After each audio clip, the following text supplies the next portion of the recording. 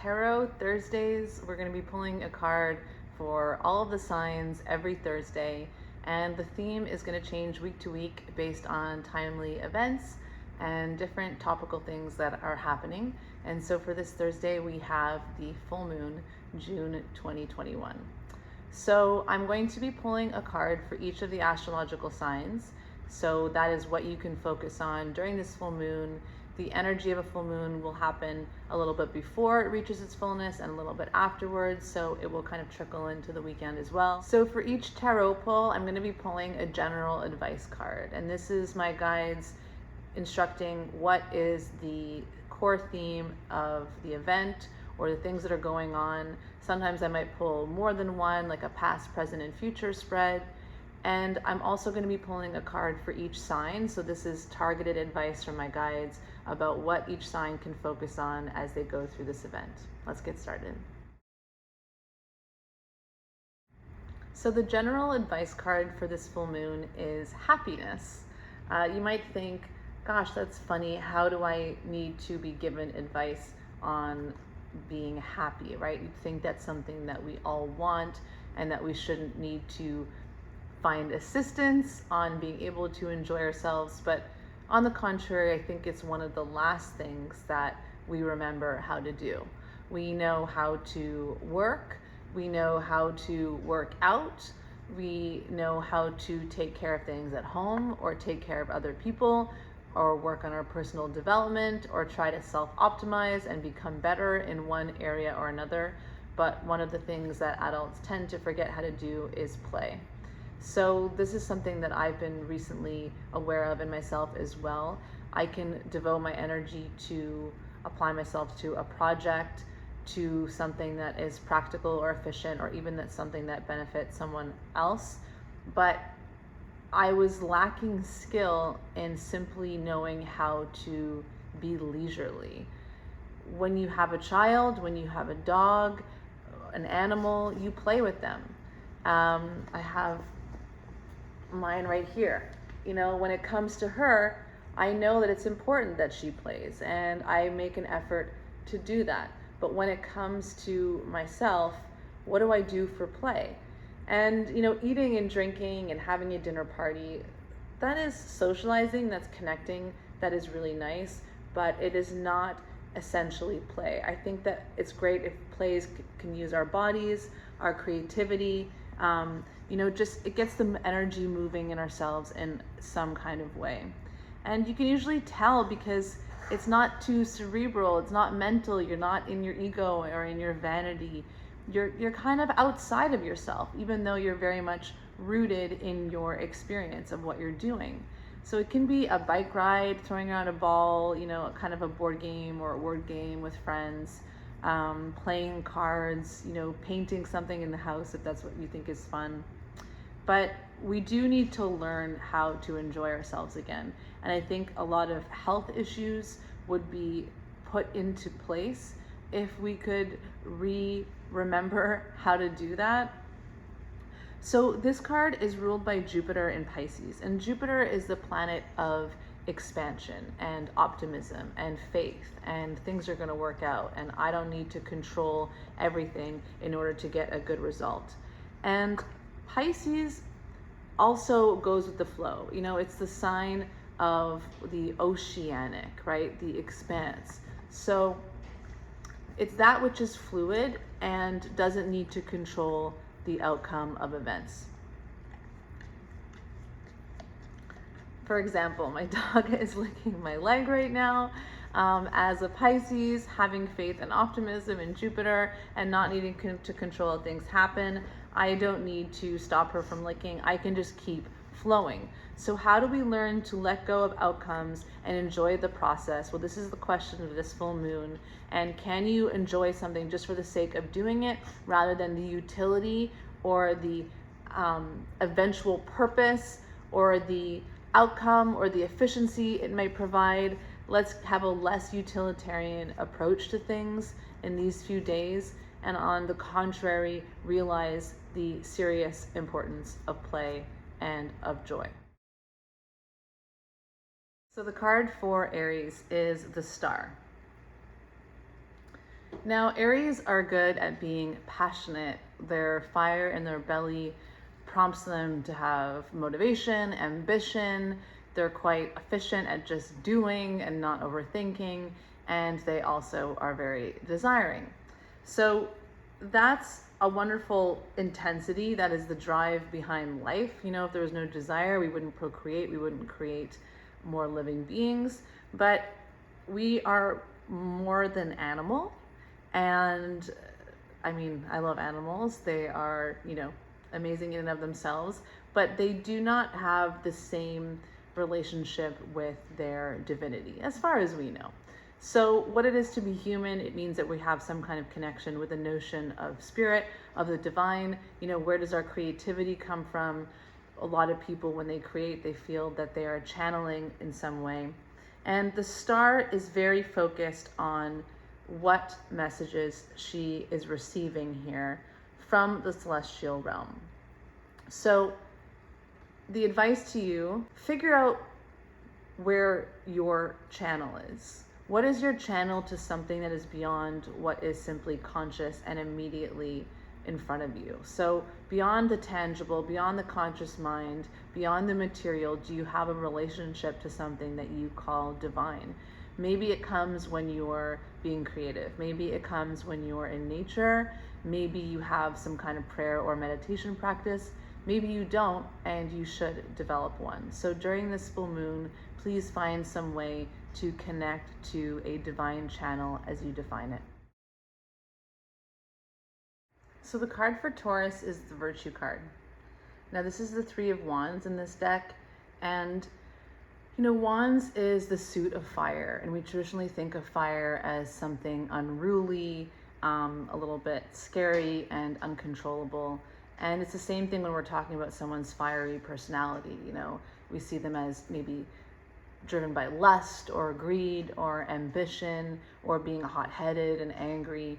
But that fire is also what allows us to have principles, and that is what is being spoken of in this card. What are your values? What is your ethical code? And do you have the stamina to stick to those values as you present yourself in the world? So the challenge for you this weekend, Taurus, and today and this evening is, if you're presented with a challenge or an opportunity that conflicts with these ethical principles that you set for yourself. So perhaps, you know, you're being offered food that doesn't align with this diet you've chosen for your health. You know, maybe if someone is inciting you to gossip about a friend and it doesn't feel right, maybe something at work that goes against your value system. You need to stick with what feels right to you, with the truest sense of who you are, what you would do not under pressure, what you would do out of love and self-respect. And you don't need to tell anybody about it. You don't need to have it be understood. You don't need to get acceptance or validation for that. You're simply doing it to stick to what feels right for you. And when we quietly walk the path of our value system, people will notice and they will have more respect for us, but it's not because we're talking about it, it's just because we're doing it for ourselves. So the card for Gemini is the Lust card. It's pretty different than the one we just saw for Taurus. And, you know, especially in this deck, the Lust card is not seen as something sinful.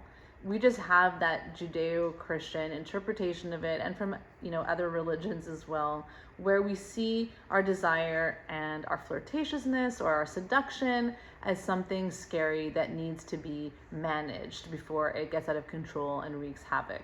But there's all these serpents here that are being drawn towards her hand with the root of fire. And they're coming because this can bring transformation. The transfiguration, the transmutation of the serpent. It's a symbol of transformation, the shedding of skin. And you're being called, Gemini, to flow with your desire a little bit and see where it takes you and what it has to teach you.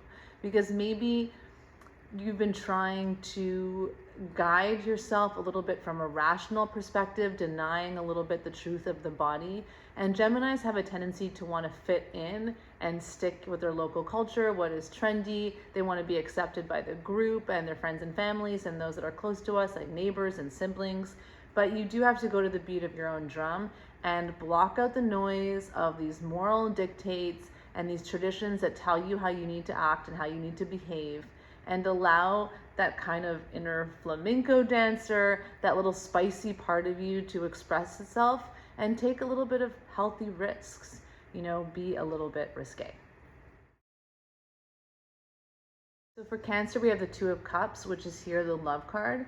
And appropriately, it's a Cancer card. It's Venus in Cancer. So you're in your comfortable watery element.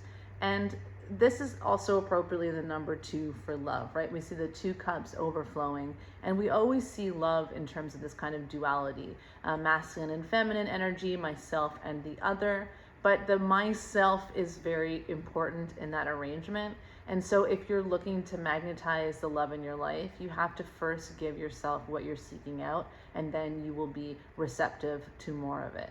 So if you're looking for more romantic love in your life, maybe you have a partner and you just want more affection, or maybe you're single and you're looking for somebody, try to magnetize and amplify the areas of your life where you already feel loved. Maybe it's a favorite relative that you call and you connect with.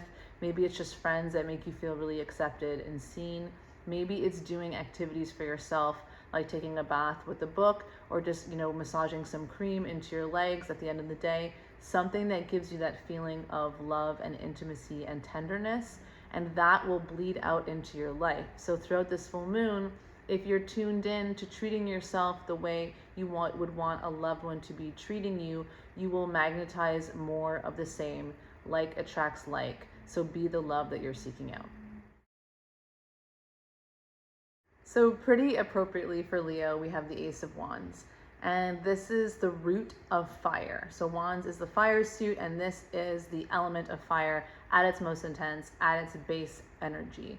So you're feeling fired up, your passions are inflamed, you're desiring a shitload, but where are you directing that energy? So if you have a frustrated desire and that manifests itself as watching 8 episodes of Netflix, or getting angry and flying off the handle at somebody, or even just feeling anxious because you're not expending that energy well, try to find a conduit for your energy in these next couple of days. So that could be a creative project, it could be dancing, probably something that has a physical or a creative component, so that you're using up your juice. This is like the image of the fire hose, that if it's just not being directed anywhere, the hose is just flying around and spraying everything everywhere, and it's not really doing much good for the garden. You want to direct that force and that energy towards something that will actually yield meaningful results for you. This is a good sign. It means that your physicality has stamina, you have energy, you have drive, you're awake, and that is fabulous. But don't be unconscious about how you direct that energy. Look at things that you might have told yourself, oh, you know what, when I had the time, when I have the energy, I'm going to get to that project. Well, now you have the energy, make the time, and do that thing that uses your energy in a meaningful way. Virgo. So we have the Queen of Discs. Now, discs is your element, Virgo. It's earth. It is what is grounded in the material realm, and it's home and finances and our belongings and objects. It's being in the reality of being material, biological beings. So the Queen of Discs is really the master of her domain, and that involves the home. So taking care of things that are in your home, taking care of your finances as well, but this is usually less associated with the professional realm of finances. This is not looking at your bookkeeping for your company, for example. This is looking at, okay, I want to be the master of my home. So what have I been neglecting? How are my plants doing? How is my closet doing? Do I need to switch out some summer stuff and put some winter stuff away? Do I need to get rid of some things? What is the feng shui energy like where I'm living? Because that is very much connected to abundance. Like if you have rotting vegetables in your fridge, then probably some part of your business is suffering as well. These areas of our physical environment are connected to different parts of our reality. Embracing that home environment also means pampering yourself, having a sense of luxury and enjoyment in what you have. So when you get rid of the bad apple, whether it's ripped clothes or just a windowsill that needs to be cleaned and you haven't cleaned off the dust yet after the winter, whatever area you've been neglecting to take care of around you, once you've done that, you're going to have a sense of luxury. Suddenly, your plants look more full and lush because they've been taken care of. Your apartment or your house looks more beautiful. The clothes that you do keep seem to be more luxurious and special because they're not crowded out by all these things that you want to wear. So find the natural luxury in taking care of the things that you already have. Okay, so for Libra, we have the Hermit. And you're probably thinking, not the Hermit after a year of isolation. It's understandable, maybe this is not the card we want to see coming out of a year and a half of COVID, but this is what's coming up. And, Libra is always very concerned with partnership, right? They're partners, they want to be pleasing to the other person, they work well in teams, they're very caring and want to keep the peace and the harmony in whatever group that they're in. But sometimes you do need to check back in with yourself, with your source, and reconnect inwards. And the best way to do that is to be alone. So throughout this full moon period, find some time to be solitary and to look inwards. The planet associated with this card is Virgo. So some of that work that you're doing on your own can be just that. It can be work. So it can be looking at your bookkeeping, it can be working on your business, it can be taking care of your home, it can be taking care of your health, because Virgo is great at physical exercise, paying attention to eating healthy. So just look at these things that are restorative for you. What parts of yourself have you been neglecting that you can tend to now? And if you take that time to recharge as an individual, you'll be so much more strong and present and emotionally available when you do reconnect with others again. Scorpio, we have lovers, love, something that you love to do. So this is very much an alchemy of opposing forces. It can be the masculine and feminine within us. It can be the self and the other. It can be, it's the yin and yang, the light and dark, whatever kind of polarities that we create. Now, I like to see this as much more than just a relationship between two people. I think that all kinds of binaries are inner realities. We manifest them outwardly. We tend to think, oh, that person is this way and I'm this way. But generally, if we're picking up on something in someone else and we're pointing our finger and we're saying they're like that, it's usually because it's triggering something that we recognize that we also have. And, there's that saying, if you spot it, you got it. So this is a time for you to integrate Scorpio. What do you think is yours? What do you think is other people's?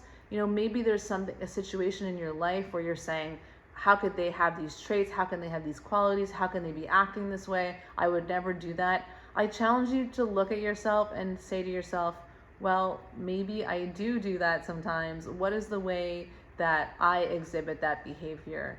And by learning to accept it or integrate that pattern within myself, I'm much less likely to be triggered by it in somebody else. On the contrary, sometimes we idealize other people because they exhibit behaviors that we want to adopt. And so we put them on a pedestal because we think they're so incredible for doing these things that we think we can't. So on that note, I would challenge you to incorporate some of what you admire in other people. Take them off the pedestal and just do a very small version of the action or behavior that you see them exhibiting and make it your own, and find that empowerment by taking your own approach to something that you've typically externalized. Sagittarius, you free spirits, you might not like this one because it's asking you to be a little bit measured. So for this full moon, we have the card of adjustment. Now this is related to the sign of Libra, which is balance. As you can see, it is finding harmony and compromise, a word that you probably hate in partnerships. So in order to figure out what is the right balance, how do I find harmony, you have to look within. And she's looking within and she's balancing on the point of a sword.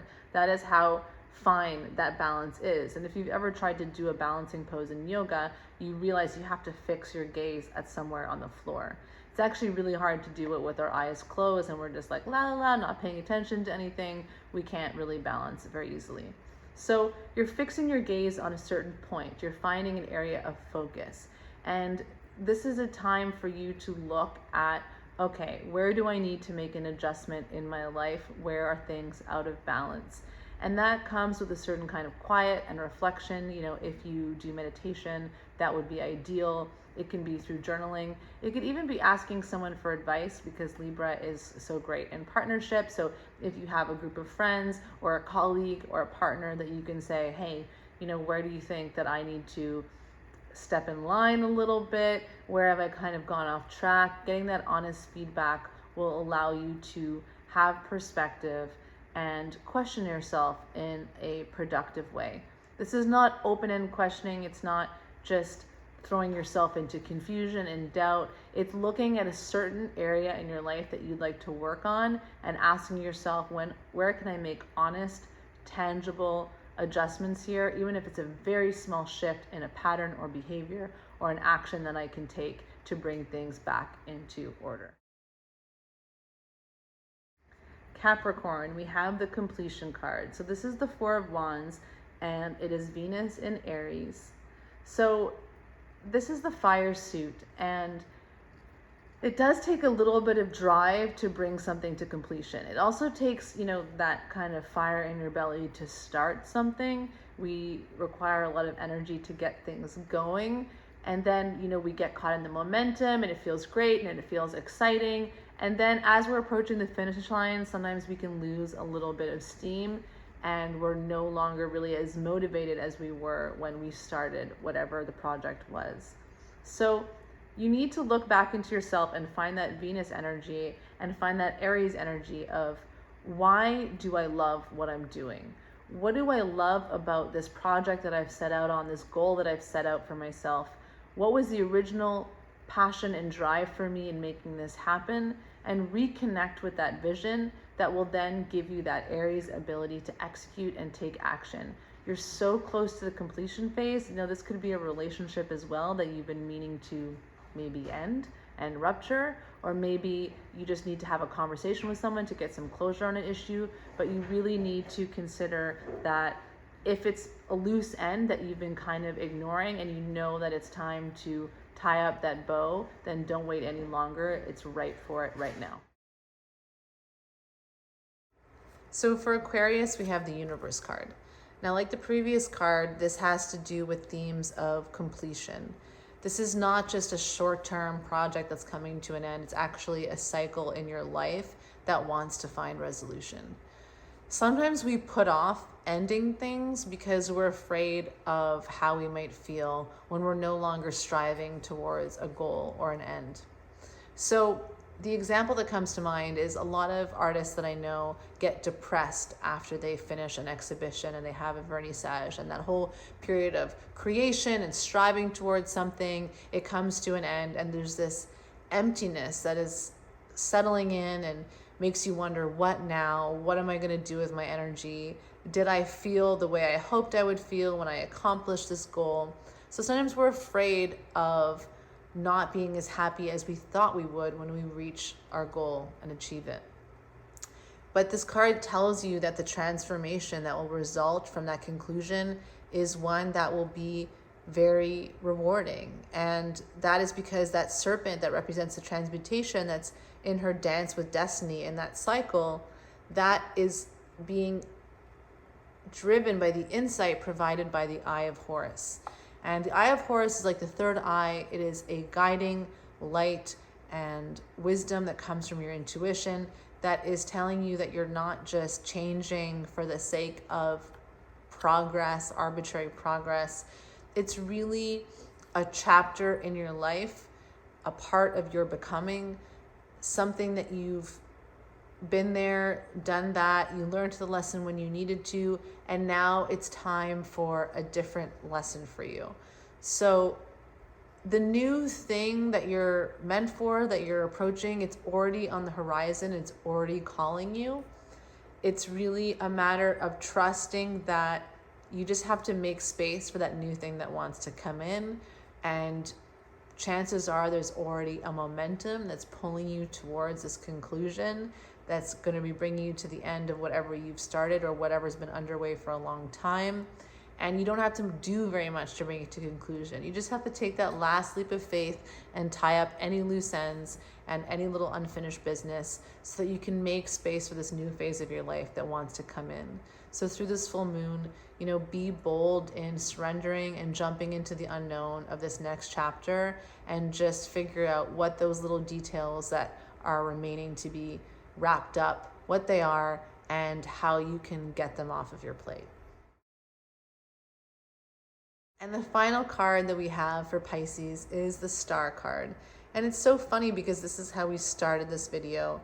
And so this beautiful spiritual card that's, dear to me and my values is showing up to bookend this whole process.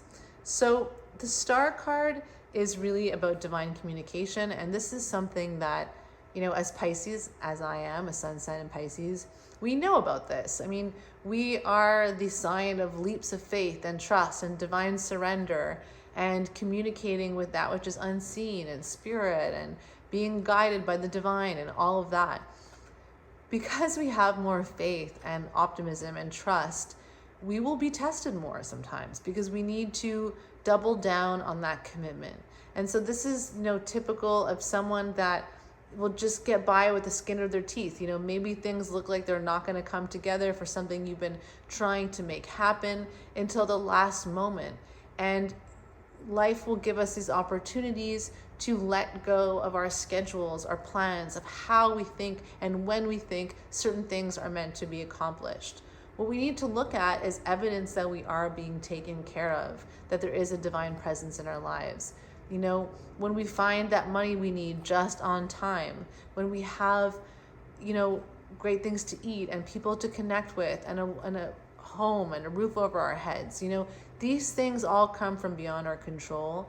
And I think that when we start to become swept up in the illusion that we are in control and that we can make everything happen on our own backs and our own time, that is when the universe will remind us that we are in a dance of co-creation, and that the more we can ultimately rely on being in receiving mode and trusting that we are being divinely guided, then we will find a kind of peace and calm and not worry so much about the schedules on which things happen, but rather on being receptive to the signs and messages that are coming through for us.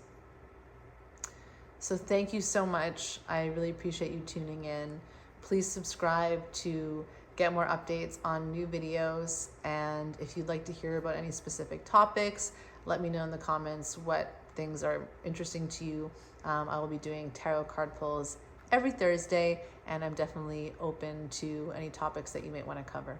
Thank you.